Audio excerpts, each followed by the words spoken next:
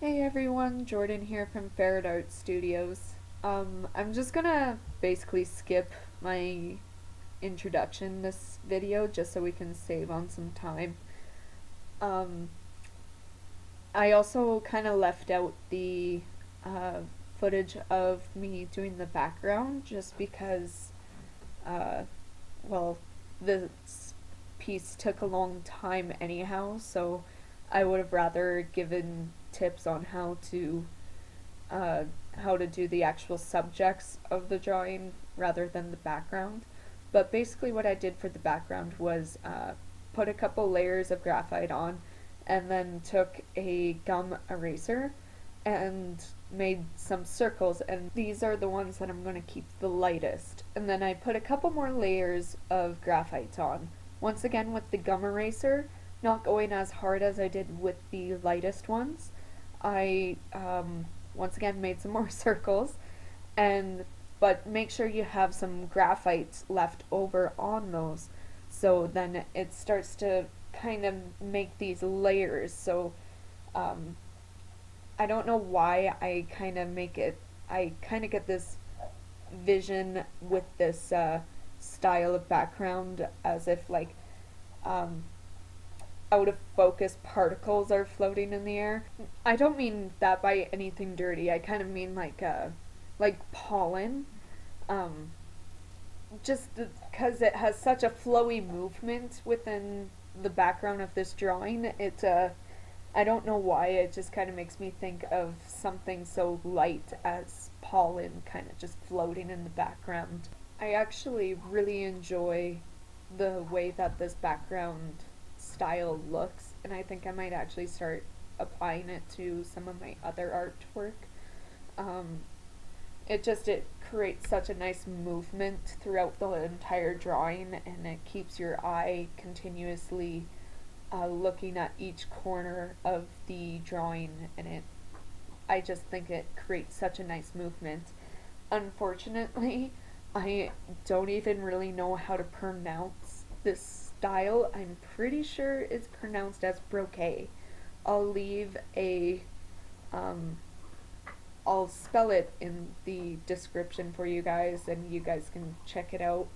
Um, but yeah, I really do like this style of background. This is my first time trying this style, and yeah, I think I'm gonna actually really enjoy applying it to some other drawings. Um, but anyways, on to the subjects. This was a commission piece. My client was my aunt, and I really did enjoy doing this drawing. It was quite a challenge, um, and that's just because of the reference photos, but really it is very hard to find some good photos, especially when it is a memorial piece. So she gave me over a few different photos, and I chose which ones I thought I could do. I had to put them through a photo editor just so I can sharpen up all the pixels and kind of hypen up the highlights and the shadows, just because they the photos were taken indoors, so it wasn't in natural light.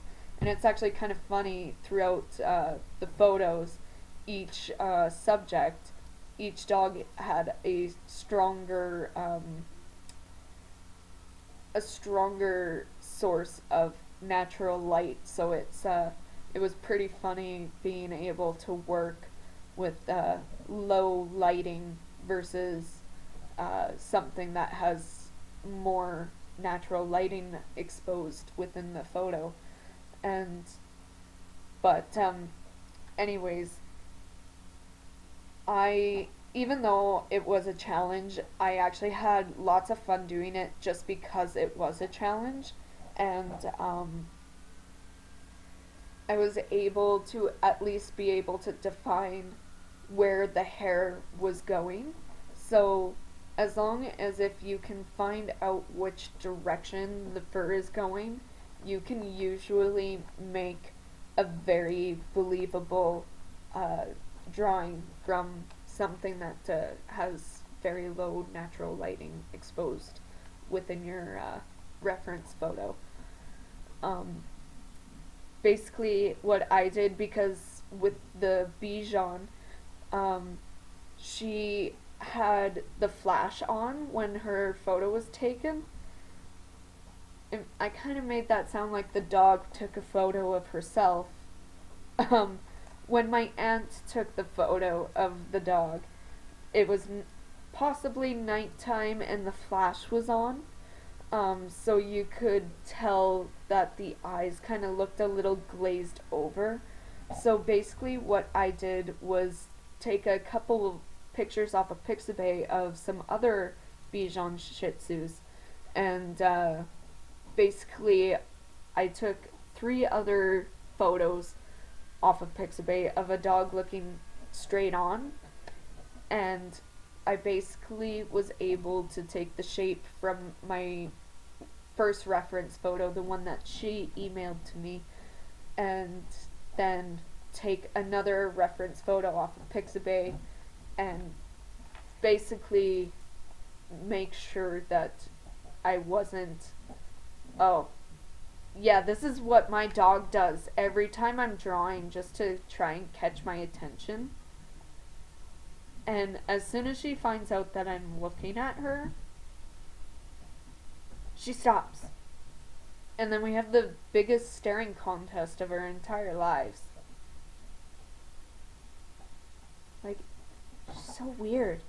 But I love her. Anyways, so going back to this drawing, I basically had to make up what was going on in the eyes, is basically what I'm saying. But I think overall, I think I kind of executed that very well. Right now, the eyes might look a little bit off because I had to readjust some of the hairline later on. So the left eye, like her left eye, looks a little wonky at the moment, but once you see the finished drawing, it doesn't look as small, and that's just because I fixed it up once I realized it was a little bit small. And the best way that you're going to be able to figure out if your proportions are in the right spot, especially eyes, this works very well with, is just take a couple steps back and be able to look at that drawing or painting from across the room, just so you can get a smaller view of it, and it will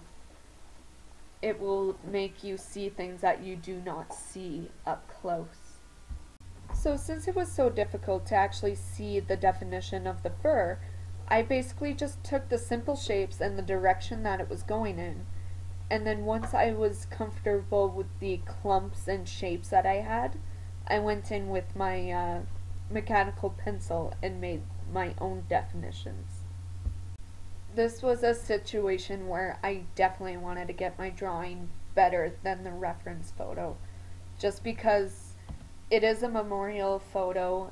It was a photo that was taken years ago, so it's something that you can tell that the client really wants that photo to be done. So yeah, this was a situation where you definitely wanted to try and get your reference photo better than, or try and get your drawing better than your reference photo. It's been a long day. This dog was just a tiny bit easier just because there was a little bit more natural light exposed within the drawing. I also want to apologize if anyone's seeing this like pink purpley hue over my paper. I was drawing while the sun was going down, and I have red curtains, so the sun was just shining through my curtains, making everything look red. So with this dog, her fur is mostly black. There's like a little bit of a browny tinge to some areas, but a few of my favorite tools, few of my favorite tools to be working with while trying to make this subject look very dark is my charcoal, one of my white erasers. I mostly use my sorry, excuse me. I mostly use my pencil eraser. I find that it really does get in the grooves really nicely. So yeah, I usually use my one of my white erasers or my gum eraser. My gum eraser is used within all of my drawings. I just absolutely love it. Even though the goal with the darker subjects is to get that really nice contrast, you can't just go straight to the 6B and the 9B. You can't go straight to the charcoal. You need to basically be able to layer those values on, or else you're just gonna very quickly figure out that you're gonna come up with a very flat subject if you go straight to your darkest values. A lot of people do work backwards with doing some of their darker values first, which in a way I kind of work that way too, but a lot of artists usually layer to build that contrast rather than to just be burnishing and using those really softer leads. For example, I used a 2H for my first layer just to kind of map out what I was doing, and then I used my HB, then a 2B, and then back to my 2H, and I kind of went between 2H and 8H a few times, and then back to an HB. So it's a lot of layers, and then finally the last few layers, like the last 2 layers, is usually when I start to put in the charcoal, and that's just basically to stay safe and not have to try and make something lighter once it's already heightened up so dark, and that will prove to be very difficult. You will have a very hard time getting back to the white of your paper. If you go too dark, sometimes you won't be able to get back to your full white paper. So I would basically just suggest working in tiny layers. Put on, for example, the 2H, and put a little bit of the HB over top, blend it out, and then go in again with your softer leads and just pretty much continuously build those layers.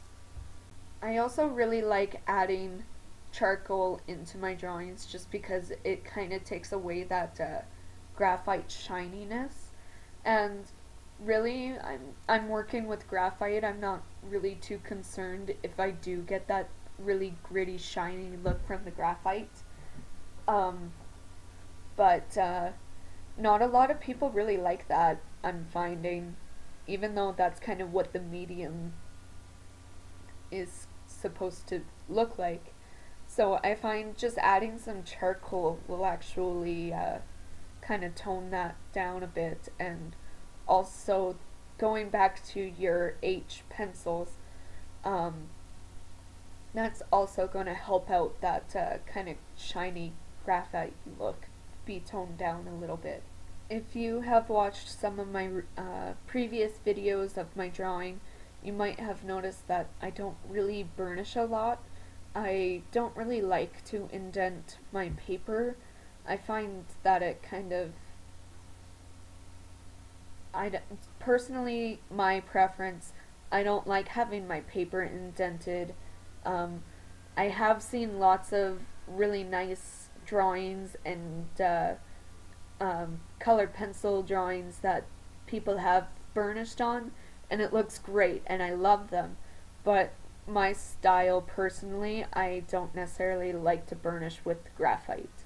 Um, I basically just go very lightly and continuously make layers, and that way I just don't damage the tooth of the paper, and I'm able to apply as many layers as I want, just as long as if you don't damage that tooth of the paper by burnishing, you can apply as many layers as you want. It's kind of funny, when I dropped off this drawing to my aunt, they said that they actually thought this dog was going to be the most challenging for me, just because she's got brown in her, gray, black, one eye is blue, one eye is brown, but actually being able to see uh, all of the patterns in her face, like the dark parts, it actually kind of makes it a little bit easier to map out her entire face, and it makes it a little easier for me to make everything a little bit more proportionate, just because well, I basically see the patterns in her face as a map, so I'm able to like situate the eyes right, and um, position the nose right, and get the hair kind of in the right spot, rather than, for example, the all black dog, where some of the hair kind of gets a little lost in the definition of, well, I guess with the picture with the pixels. Um,